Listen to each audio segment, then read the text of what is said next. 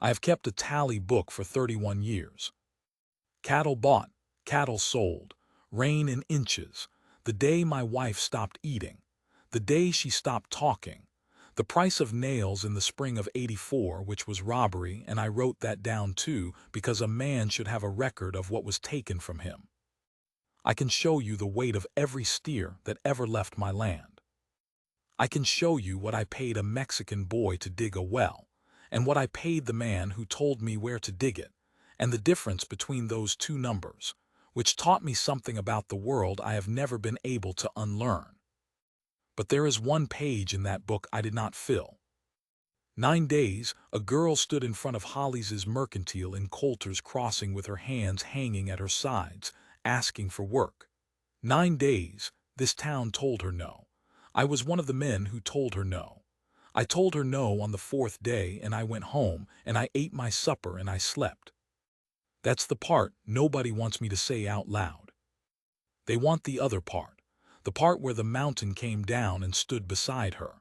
They want that part because it makes them feel like the story ended right. It didn't end right, it just ended. So sit down and let me tell it the way it was, and not the way it gets told at the church supper. Let me tell you what her hands looked like on the 9th morning. Let me tell you what Ezra Pike said, and how quiet the street got when he said it. And then let me tell you the one thing I could never write in my tally book. Her name. I never could spell it. 9th morning, and the frost had put a white skin on everything, and she was already standing there when I drove in. That's the thing I want you to understand first. Not the argument, not what Pike did, just that. She was there before the lamps were lit, before Hollies came down and unbarred his door with his hair still flat on one side from the pillow, before the smoke went up out of any chimney on that street. She stood on the plank walk outside the mercantile with her back to the wall and her hands hanging down, and there was frost in the fur of her coat collar where her breath had been going all night, which meant she had not gone anywhere to sleep, which meant she had stood in that spot, or near enough to it, through 11 hours of a cold that killed 2 of my heifers that same week. I want to be exact. I have always been exact. She was maybe 19, maybe less. Apache, Chiricahua, they said later, though half this town couldn't tell one people from another and would have called her Sioux if you'd let them. She wore a man's coat with the elbows gone to the lining, a wool skirt over trousers, and a pair of brogans that had been resoled by somebody who was not a cobbler. Her hair was cut short and ragged at the jaw, and it took me too long to work out that a school had done that to her, not a knife of her own choosing. Around her neck on a string a brass button, just one, nothing else. And she had a paper, folded into quarters, gone soft as cloth from being folded and unfolded, folded and unfolded. She held it out to every man who came through Hollies' door. I never once saw a man read it. I pulled up my wagon, and I sat there with the reins slack across my knees like a fool. I ought to say something about myself here, so you know what kind of man is talking to you. My name is Josiah Renner. I run 400 head on the flats east of the crossing, and I have run them badly for 3 years now since Marta died, and there is no arguing about that. I write things down. It is not a habit. It is closer to a sickness. My daughter Etta says I would write down the sound of a door if I could find a way to spell it. The tally book lives in my coat, against my ribs, and it has a pencil in the spine, and when I am uneasy I take it out. I took it out that morning. I sat in the frost with the horses steaming and I wrote.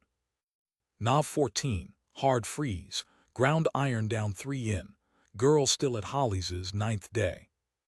Then I looked at what I had written. Girl still at Hollies', like weather, like a thing that was happening to the town rather than a thing the town was doing. I closed the book. I did not get down and speak to her. I want to be clear about that, because later there was a version of this where I did, and men shook my hand over it and I let them.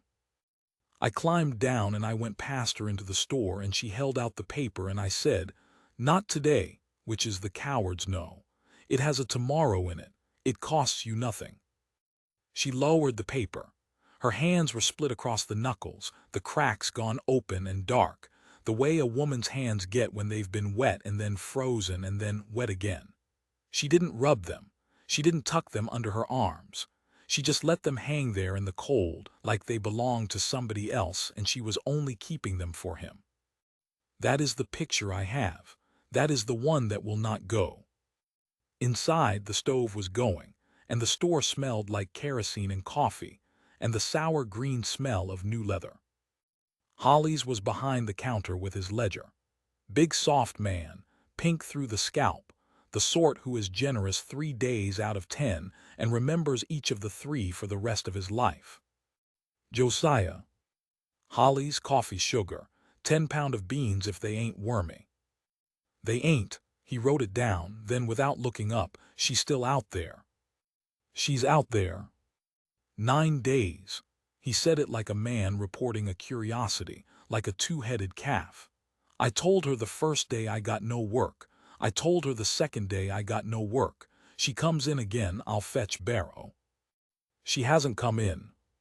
She will. I stood there. The stove ticked. Behind me a farmer named Denby was picking through the horseshoe nails and dropping them back one at a time.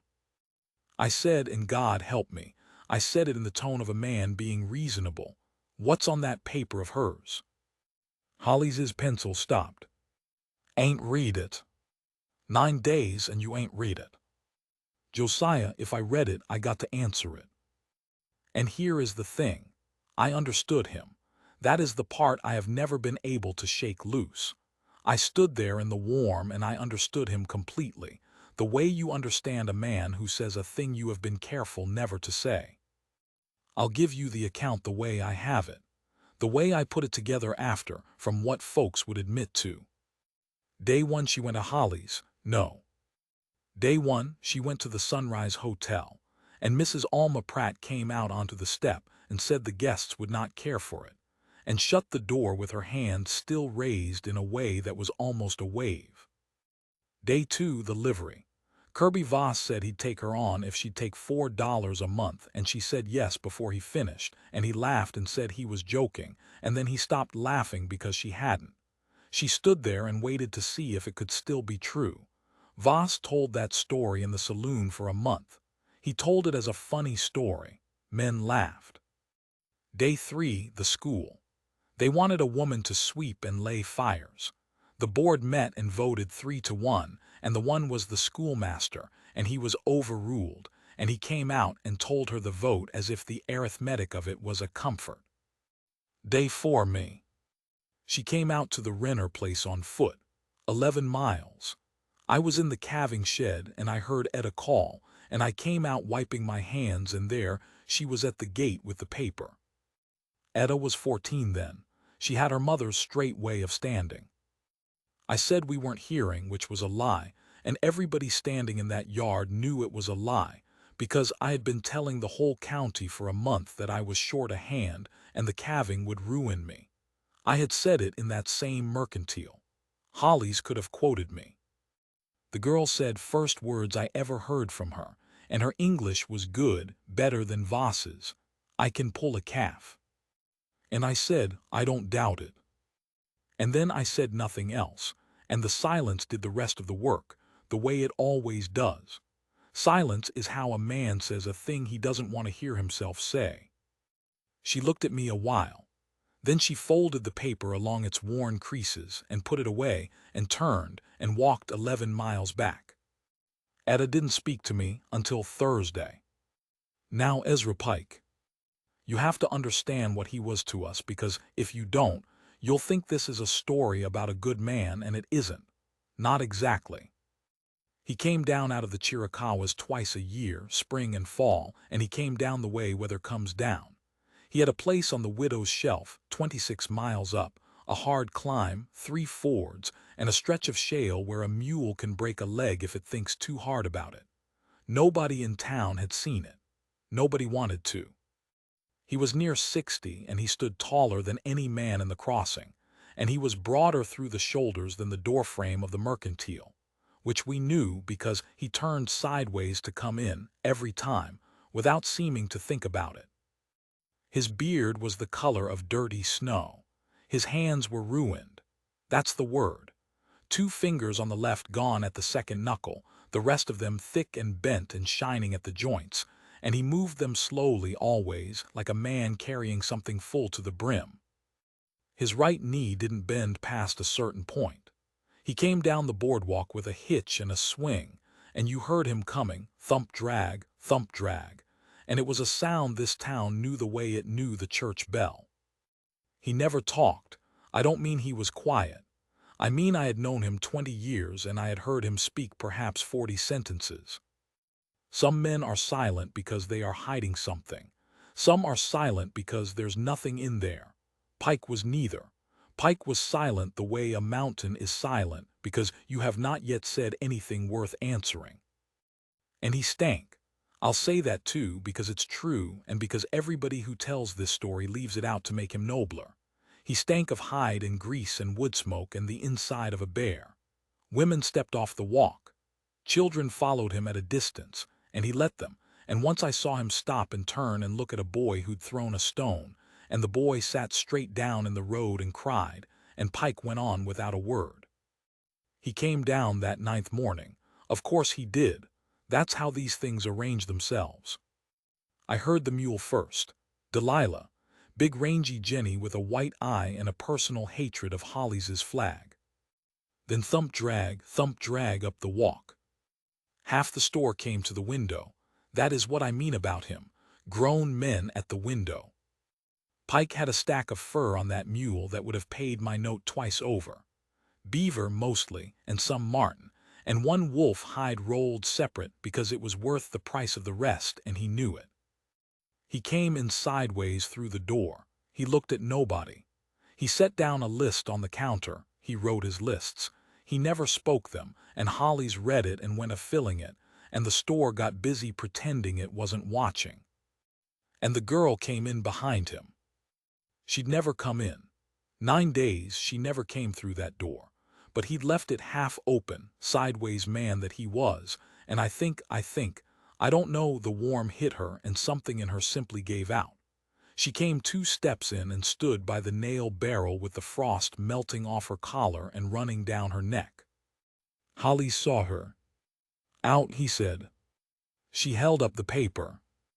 I said, out now, I've told you. I can work, she said. Her voice had gone rough from the cold. I don't need a wage, I need. You need to get on back to your agency. I'm not from an agency. Then you need to get on back to wherever you are from, and I got customers. I can cook, I can shoe. I can dress a hide better than any man in this room, and you know it because I did the deer that hangs on your own wall. I did it for Mr. Voss, and he paid me in bread. She was talking fast now, and she knew she was losing, and it made her talk faster. 9 days. I'm asking 9 days. Give me 9 days of work, and if I'm no good you send me off and pay me nothing. Get her out, said Denby at the nails. Nothing, I'm asking for nothing. Holly's came around the counter. And the girl put the paper on the counter and flattened it with both split hands, and I saw her push it toward him, and I saw it was not a letter. It was a photograph, or the thing they made in those days that stood in for one. Tin and dark, and pressed into a paper mount that had gone soft as flannel from the folding. Holly's didn't look at it. He picked it up between 2 fingers and held it out to her like it was something dead, and she took it, and she went out. I did not move. I want that written down. I did not move. But Ezra Pike moved. He didn't do it the way you're thinking. He didn't roar. He didn't put Holly's through a window. This isn't that story, and I have no patience for the men who tell it that way. What he did was, he stopped. He had a sack of meal in his arms. He stopped, and he stood there in the middle of the store with that meal against his chest, and he looked at the door she'd gone out of. Just looked, 10 seconds maybe. It went on long enough that Holly said, Ezra, in a voice that had gone up at the end. Pike set the meal down on the floor, not on the counter, on the floor in the middle of the aisle where a man would have to walk around it. And he went out, thump drag. We all went to the window, every one of us. Denby had a horseshoe nail in his fingers, and he stood at that glass holding it like a lit match. Out on the street, Delilah had thrown a shoe or near enough. She was standing hip-shot with her off-4 held up, and there was a stone jammed up in the frog of it, and she'd been walking on it since God knew where. And Pike had walked her 26 miles down a shale grade and he hadn't seen it, because Pike could not kneel. That knee. He could not get down to that hoof, not without going all the way down into the mud and getting all the way up again. And there were 14 men in that store watching him through the glass, and not one of us had gone out to hold the halter. He stood there with his hand on Delilah's neck. And the girl, who was walking away, who had every reason on this earth to keep walking, stopped in the middle of the frozen road. She came back. She didn't ask. She went to that mule's shoulder and ran her hand down and leaned in and picked up the foot like it weighed nothing, and she put it between her knees, and she took a nail out of her own pocket. She had a nail in her pocket. She had been picking things up off this town streets for 9 days, and she worked that stone out of the frog, slow, testing it, feeling for the soft place under it. Delilah stood like a church. The girl set the foot down. She straightened up. She said something to the mule. Then she looked at Pike, and I could see her face through the glass, and she was not asking him for anything. She had gone past asking. There was nothing in her face at all. And Pike said, and there were 14 men in that store, and every one of us heard it through the window, because the street had gone that quiet. You ate. She didn't answer. He said, $12 the month and found. 6 months. Ain't no other people up there, and I ain't much of one myself. Works hard and it don't stop when you're tired. Still nothing from her. And then Pike said the thing. He said, I ain't doing you a kindness. I need the hands. Mine's finished. And he held them up. He held up those 2 ruined hands in the middle of the road, in front of the whole town, so that she would not have to take charity from him, so she could take a job. I have thought about that for 11 years. I have turned it over and over. There is not another man in the territory who would have thought to do that, and I don't believe Pike thought about it either. I believe it was just what was true, and he said it, because saying what was true was the only thing he had ever done. She looked at his hands. Then she said, 15. I laughed, out loud at the window like a fool, and Denby turned and stared at me. 15. 9 days. 9 days of nothing, of I'm asking for nothing, and the first man who says yes, she haggles him. Pike didn't laugh. He looked at her a while. He worked something back behind that beard. 15, he said, you'll earn it. I know. You got a name. And she said it. I heard it. I heard it clear through the glass, 3 syllables, the second one lifting, the last one going down soft into the back of her throat like a stone into water. And I reached for my tally book, and I got the pencil out of the spine, and I stood there at that window with the pencil on the page. And I could not write it. I don't mean I forgot it. I mean I could not put it into letters. There is no letter for what her voice did in the middle of it. I stood there like a man who's been told to weigh smoke. Pike said it back to her. He got it right. First try, and his mouth was made for silence, and he got it right. Holly said behind me, he's gone mad up there, that's all that is. And Denby said, somebody ought to send for Barrow. They did send for Barrow. Deputy Ted Barrow was 26, and he had a mustache he was very serious about. And he came down the street with his thumbs in his belt, and he stood in front of Pike and Delilah, and the girl, and he said the town wanted to know what Pike intended. Pike was loading the mule. He kept loading the mule. Barrow said it was not fitting. He used that word. Not fitting, a white man alone up there and a squaw, and he got to the second syllable of that word before Pike turned around. Pike didn't touch him. He turned around, and he was very large, and he looked down at Ted Barrow the way you'd look at a stump you were deciding whether to blast. Barrow said the rest of his sentence about half as loud. And then he said something about paperwork, and then he went away. I came out of the store, finally, 9 days and now. I said, Ezra. He was cinching a load strap, and he pulled it tight with the heel of his ruined hand. I said, it's coming on to snow, that grade. I know the grade. 26 mile, she's on foot. Saw my. And I stood there. I had my tally book in my coat and it was pressing on my ribs like a second heart, and I said the thing I'd come out to say, which was not what I'd meant to say. I said I could have took her on, at the calving. I've been telling everybody I'm short a hand. Pike stopped cinching. He looked at me for a long moment, and there was no judgment in it, which was worse than judgment, and he said, I know. That's all I know. 2 words, and he went back to the strap. She was standing at Delilah's head, and I went over to her, because I was suddenly full of something I had no name for, and I wanted to put it somewhere. I said, the mercantile, that paper you carry. She looked at me.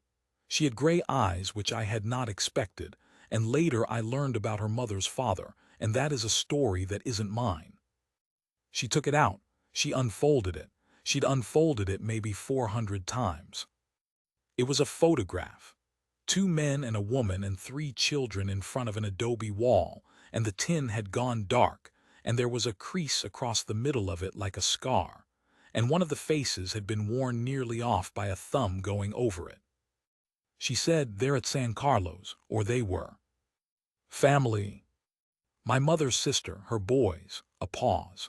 There's a man in Tucson who says he can get papers to go there, to be let in and out. Another pause, and then, very level, the way you say a thing you have said to yourself in the dark until it stopped hurting. He wants $60. $60. 15 a month, 4 months. I did the arithmetic standing in the road. Of course I did. It's what I am. And I understood then what the haggling had been. I understood the whole 9 days. I said, the man in Tucson, he's lying to you. She folded the paper. I know, she said. And she put it away inside her coat, against her ribs where I keep my book. They went up that afternoon. The snow started before they were out of sight, small dry stuff, going sideways, the kind that means business. Pike went first, thump drag through the drifts at the road's edge. Then Delilah with the meal and the powder and the coffee. Then the girl, and she had taken half the mule's load onto her own back without anybody telling her to, and she carried it with her head down and her hands in her sleeves. I stood outside Hollies's and watched them go up past the church, up past the widow's ford, up into the white. The whole street watched. Nobody said anything for a while. Then Voss said something about 6 months and what the odds were, and a man laughed, and I turned around and looked at them, and I have never in my life had a face on me like the one I must have had, because that street cleared like a shot went off. I got up on my wagon. I took out my book. I put down the date, and the weather and the price of beans, because I am the man that I am and there is no help for it. And then under it I wrote, Girl gone up to Pike's 15 mo, 9 days. And I sat there with the pencil on the paper and the snow filling in the letters as fast as I made them. And I tried again to write her name, and I got 2 letters down and I stopped. I have that page. I could show it to you. 2 letters and a long gray smear where the snow melted into the graphite. Later, much later, after everything, after the spring and what the spring brought down off that mountain, Etta asked me why I never went up. 6 months, she said. You knew the way. You had a horse and she had a photograph and you had 400 head of cattle and 11 miles of good bottom land, and you never once went up. I told her I meant to. She said, that's not an answer, Papa. And she was 14, and she was right, and she looked exactly like her mother when she said it. There's one more thing about that morning. I've held it back because I have been holding it back for 11 years, and because it is the piece that turns this from a story about a town into a story about a man. Just before they went, Pike said something to her. I was close enough. He was checking the load strap for the 3rd time, which he did not need to do, and he said it to the strap and not to her. He said, "Your father, he a Cañada man, come out of the Cañada in the bad winter." And she went very still, the kind of still that costs something. She said, "How do you know that?" And Pike pulled the strap tight and turned Delilah's head to the north and said, "It's a long walk. Save your wind." And he started up. I have gone over it 1,000 times, every way you can turn it. There is a version where a hard old man saw a hard young woman and knew a good hand when he saw one. And that is all. And the rest is nothing but my own head making shapes in the snow. And there is another version. Because Ezra Pike came down out of those mountains twice a year for 20 years, and he never once hired a soul, and he never once needed to. And because in the spring, when it was over, when they brought what they brought down off the widow's shelf and laid it out and I saw it and I could not eat for 2 days, there was a thing found in the pocket of his coat. Wrapped in oilcloth, folded down small. A brass button. The mate to hers. I did not go up. I have said that already and I will keep saying it, because it is the spine of this thing, and because everything I am about to tell you came to me second-hand, in pieces, out of a mouth that did not want to speak and a hand that could barely hold a pen. What I have from her, most of it. Some of it from the coroner in Wilcox, who was a drunk but an honest one, and some from the furs themselves, which told a story if you knew how to read them, and I did. The rest I built. I admit that. I built it the way a man builds a fence across ground he's never walked, setting the posts where the ground allows, and if it runs crooked in places, that is the ground's fault and mine. The widow's shelf. I have seen it now. Once I'll come to that. It's a bench of flat ground maybe 2 acres wide, cut into the mountain's east face like a step, and above it the rock goes up sheer and below it goes down the same, and the only way in is the shale grade, a 1/4 mile of loose stone laid at an angle that a man's foot argues with the whole way. Pike's cabin sat back against the rock wall, 1 room. A stone chimney he'd built himself and built wrong, so it smoked when the wind came from the north, and the wind came from the north 4 months of the year, and he never fixed it. 20 years he lived in that smoke. There was a linta for Delilah, a meat pole, a stack of split wood the size of a small house, which is what you have when you are a man who cannot sleep and does not drink. And there were the pelts, racked and stretched and hung, and the tools laid out on a plank in a row so exact that when she first saw them she stopped in the doorway, because she had seen tools laid out like that before, and it had been in her uncle's house, and she had been 11. That's her detail, not mine. She told me that one and then she wished she hadn't, I could see it, and she got up and went and stood at the window of my kitchen with her back to me. The first thing he taught her was the shale. Not the trapline, not the skinning. The shale. He took her out on that grade in the first light of the second morning and he made her walk it up and down, 11 times until she stopped fighting it. You don't fight it. You put your weight down and let the stone move under you and go with the moving. Fight it and it takes your ankle and then it takes you. He said maybe 6 words the whole hour. He'd tap her shin with a stick when she braced wrong. She was furious. She told me that.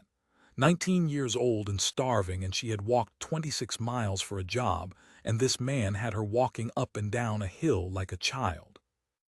On the 12th pass she went down, hard on her hip, and slid 4 yards and put her hand out and opened it across the heel to the bone. He didn't help her up. He couldn't have that knee, but she didn't know that yet, and she lay there in the shale with her hand bleeding, and she hated him with a purity she said she has never matched since. Then he threw her a rag. And he said again. She went again. The work.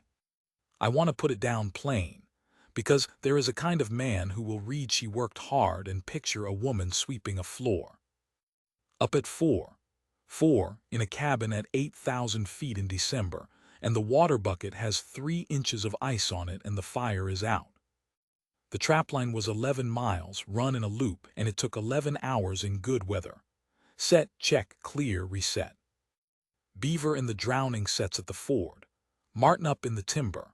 A wolf line on the north shoulder that Pike had run alone for 2 decades, and that he handed to her in January without ceremony, the way you'd hand a man a cup. Skinning is not the clean thing you imagine. It is a cold job. Your hands must be bare and your hands must be exact, and the animal is a bag of hot fluid that goes cold in 11 minutes, and after that the hide comes hard. She had good hands. He told her so once. That's the only compliment she ever got from him, and she was chopping wood when he said it, and she nearly took her own foot off.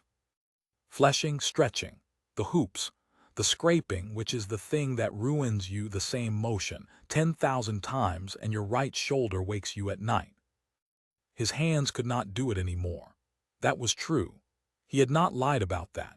He could set a trap slow, and he could shoot, and he could split wood in a way I have never understood, standing on that bad leg like a tree standing on a rotten root.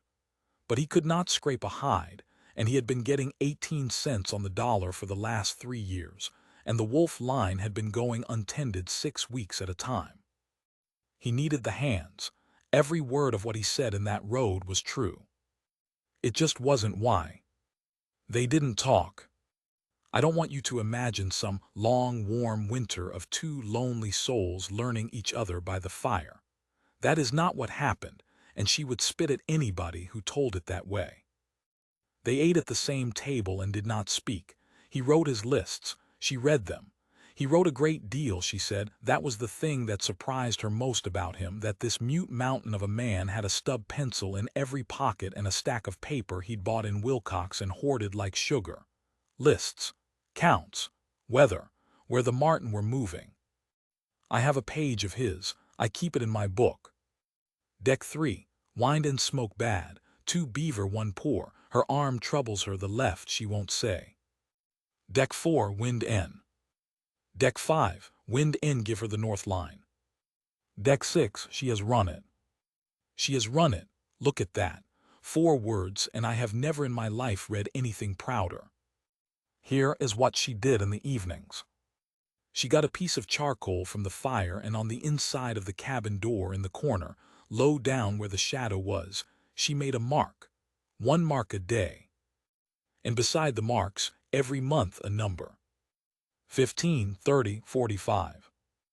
That was the arithmetic. That is what the winter was for her. It was not a mountain and it was not a man. It was $60 and a photograph gone soft with folding, and a place called San Carlos where her aunt was, or had been, and 3 boys whose faces she had rubbed nearly off the tin with her thumb. The man in Tucson had told her April. Papers had to be got before April, he said, because of a thing he called the season, which meant nothing, which she knew meant nothing. $60, 4 months, 4 marks columns on the inside of a door. I did that arithmetic myself in the road in November, and I want you to understand, I did it faster than she could have. I had a book and a pencil and 30 years of practice. I did it in 4 seconds, and I said, the man is lying to you, and she said, I know, and I got up on my wagon and I drove home. I could have written her a check for $60. I had it. I had 11 times it. 9 days and then 6 months, and I did nothing. And the reason is not that I was cruel. The reason is that it never once became the sort of thing a man does today. It stayed the sort of thing a man does soon. The 11th of February. The storm came up out of the southwest in the afternoon, which they do not do, and Pike had gone down to the deadfall stand for the wood he'd bucked in October and never hauled. He was 3/4 up the shale with the sled when the light went. She found him because Delilah screamed. That's what she said. She was at the meat pole and the mule screamed in the linta like something being killed, and she went out into the white and followed the sound of nothing, and there was nothing, and then there was a shape. His right leg had gone out from under him on the loose stone, not the bad knee, the hip above it. Went and turned, and he heard it go. He told her later, he heard it, a sound like a green stick. He had been lying in the shale for 40 minutes with the sled load on top of his legs. He was conscious. He was entirely calm. The first thing he said to her, "This is a 19-year-old girl who has just found a 60-year-old man dying in a blizzard." The first thing he said was, "Get the wood in first." She left him there. Sit with that. She left him there, and she hauled that sled up the grade in the dark because he was right. He was completely right. Without the wood they were both dead in 3 days, and then she came back down. A mile and a half. That's what it is from the deadfall stand to the cabin door by the sled track, uphill. She could not carry him, he was two of her. So she cut the sled apart and made a drag of the bed of it and rolled him onto it. And he screamed once when she rolled him. Once, and then never again. And she put the harness over her own shoulders and she went up. It took her from dark until near dawn. 9 times, she said, she stopped. On the 9th she sat down in the snow beside him and put her head on her knees, and she was finished. She was done. There was nothing left in her, and she knew it in the honest way you know it, not the way you think you know it when you are only tired. And Pike on the drag, with his hip in pieces, and the snow filling his beard, said, 15. That's all, just the number. Just her own word, thrown back to her out of a November road. She got up. He lived 6 weeks. The hip could not be set. She had no way. She packed it and splinted it with the stretcher hoops, and it healed crooked, and it did not matter because by the 2nd week the fever had come, and the fever was the thing that killed him. Something in the lung. He had lain in the shale 40 minutes. 6 weeks of a dying man in a 1-room cabin, in the worst February in 11 years. She ran the trapline anyway. That is the thing. Do you understand? She kept the line. She got up at 4 and she banked his fire, and she went out and ran 11 miles and came back and skinned and scraped and fed him and slept 4 hours and did it again for 42 days because the pelts were the money and the money was the door with the marks on it. 45.60. She hit $60 on the 14th of March. And in those 6 weeks Ezra Pike talked. 20 years of silence, and it came out of him in the fever, and then out of him clear, in the mornings when the fever backed off. And she sat on the floor by the bed with the scraping knife in her hands, because her hands did not know how to be still anymore. He talked about the smoke in the chimney. He talked about a dog he'd had. He asked her twice what day it was, and she lied to him twice, and I have never been able to decide whether that was kindness. And on a morning near the end of it, he asked her to bring his coat. It was hanging on the peg. It had hung there all winter. She brought it, and he could not work the pocket with those hands, so she did it. And there was a thing wrapped in oilcloth, folded down small, and she opened it. A brass button. She had one on a string around her neck. She had worn it since she was 11 years old.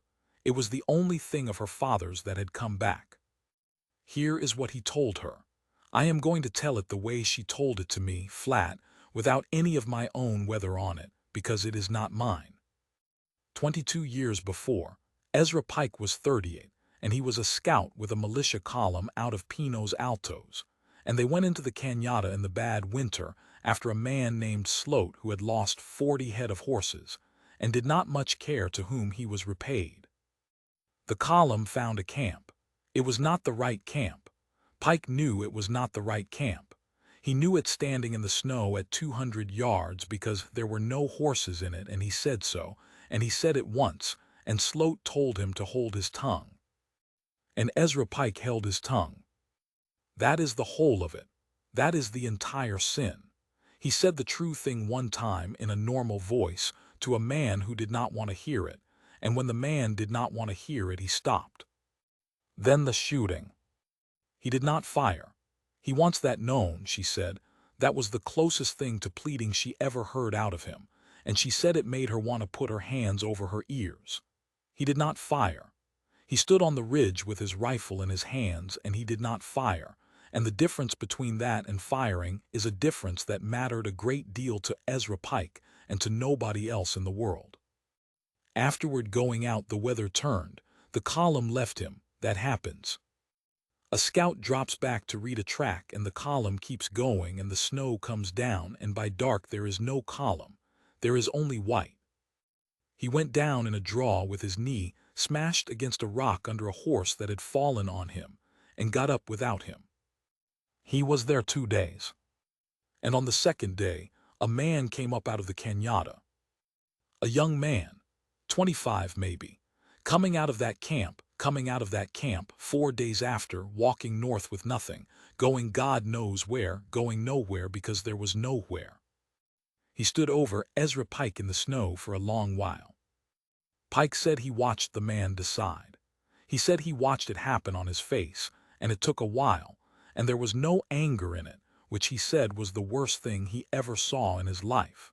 He said the man looked the way a man looks when he is doing arithmetic he already knows the answer to. Then the man got him up. He walked Ezra Pike out. 9 days. He hunted for him. He dragged him on a travois of pine limbs across 2 passes with a shattered knee, a man who had 4 days before lost. She did not ask what he had lost, she said, and he did not say, and I think Pike never knew. On the 9th day, they came in sight of the road to Pinos Altos. And the young man stopped, and he took out a knife, and he cut 2 buttons off the front of Ezra Pike's tunic. He kept one. He put the other into Pike's hand, and closed his fingers around it. He said, and Pike had 22 years to get the words exact, he said, "Now there is one of these in the world that knows what you are, and one that knows what I am. Do not let anybody tell you it was a mistake." And he walked back south into it, back toward the thing he had come out of, because that is where his people were. Her father's name was Nahilze. She told me that. She has never told me hers in a way I could keep. He died at San Carlos in 1878, of a thing they called consumption and which was mostly hunger, and the button came back to the family in a sack with a comb and a pair of spectacles that had never belonged to him. She was 11. Now, I have gone slow through all of that because I want you standing exactly where she was standing. 19 years old, alone on a mountain, 40 days without proper sleep. The money is on the door in charcoal and it says 60. It is the 14th of March and the man in Tucson said April, and the man in Tucson is a liar and she has always known he is a liar and she is going anyway, because there is nothing else, because you go to the liar or you sit down in the road. And in the bed is the man who watched her father die and said nothing. And he is helpless, and he is hers, and she has been feeding him with a spoon for 6 weeks. She told me this part once and never again, and I did not ask her to repeat it, and I have never repeated it to another living soul until now. And I am 71 years old, and I do not much care any more what this town thinks of what I know. That night she went out to the woodpile, and she came back in with the axe handle. She stood over him a long time. The fire was low. He was awake. He was entirely awake, she said, and his eyes went to the axe handle and then to her face, and he did not say one word, and he did not move his hands off the blanket. He waited. That's what he did. He waited, the way a man waits at a station for a train he has bought the ticket for. 22 years he had waited, and here it was, and there was no fear in it at all. And she said the not fear was the thing she could not bear, because it meant he wanted it, and if he wanted it then she would be giving him something. She stood there until the fire went to coals. Then she put the axe handle back on the stack of wood, and she banked the fire, and she went and lay down on her side of the room and did not sleep. In the morning she fed him. Neither of them ever mentioned it. Not once, in the 11 days he had left. She said they were more gentle with each other after that, and that this was the thing she could not forgive, not him, herself, that she had been gentler with him after. He died on the 25th of March in the afternoon, while she was outside splitting kindling. She had banked the fire and gone out, and she was 6 strokes into a log when she knew, the way you know, and she went in and he had turned his face toward the door. The ground was iron. She could not bury him. So she put him in the linta with Delilah, and she stacked stone on him, and she stayed 6 days more. 6 days. Alone, up there with him in the shed, waiting for the pass to open enough that a mule could take a load down. She used the 6 days to finish the pelts. Every hide on that mountain, scraped and stretched and cased and graded and stacked. $190 of fur, done right, done to a standard, done the way he had taught her, and she did it with him lying under a pile of rocks 40 feet away, because she was not going to bring a man's work down that mountain half-finished. Barrow arrested her at the ford. I want to be fair to Ted Barrow. He was 26 and he was a fool, and he was doing what any man in this territory would have done, which is my whole point about this territory. A woman comes down off a mountain in April with a dead man's mule and a dead man's rifle and $190 in prime fur, and the dead man is not with her. They put her in the room behind the feed store that this town calls a jail. The talk was in the mercantile inside the hour. The talk was that she had done it in his sleep for the furs, and Voss told the story of how she'd haggled him up in the road that morning in November, only now when Voss told it, it wasn't funny anymore. Now it was evidence. She asked for 15, wouldn't take 12, cold little thing, wasn't she? The same story, the identical story. He didn't change one word of it, he only changed his face. I was in the store when he told it. And I put down what I was holding, and I heard my own voice say, Voss. And Voss said, what? And I said, and I have thought since that a better man would have said something better, but I did not have anything better. I had one true thing, and I said it. You laughed. The store went quiet. I said, you laughed at her. In November. In this room. You told a 19-year-old girl you'd hire her, and then you told her it was a joke, and you have dined on that story for 5 months in this town. And now she has come down off that mountain with $190 in fur that she could have sold in Wilcox where nobody knows her. And she brought it here. And she brought his mule, and she brought his rifle, and she told your deputy where the body is. And you want to stand in this store and tell me she's a murderer. And Holly said, careful, Josiah, ain't nobody said. And I said no to her. On the 4th day. I've got 400 head and I was short a hand, and I looked her in the face and I said no, and I ate my supper. I got my book out, I don't know why, my hands did it. I said 9 days, it's in here. I wrote it down every day like it was the rain. And I put it on the counter open, and I walked out, and I left it there. And I did not go back for it for 2 days, and when I did, it was exactly where I'd left it, and every man in this town had read that page. They let her go on the 9th of April. The coroner came up from Wilcox with Barrow and 2 men, and they went up the shale grade, and they brought Ezra Pike down under a tarp on his own mule. And the coroner said the hip and the lung, and he said it loud in the street, because he was a drunk but he was honest. And he had seen what she had done to that leg with a stretcher hoop and a strip of blanket, and he said in front of the whole town that whoever splinted that man had been trying like hell to keep him alive. They found his papers in a tin, lists mostly, weather. And one sheet in that careful list-making hand, dated the 2nd of March, 3 weeks before he died and witnessed by nobody, which the judge in Wilcox said made it worthless, and then, after a while, said made it worthless as a will, and then sat there a minute and asked how much the furs came to.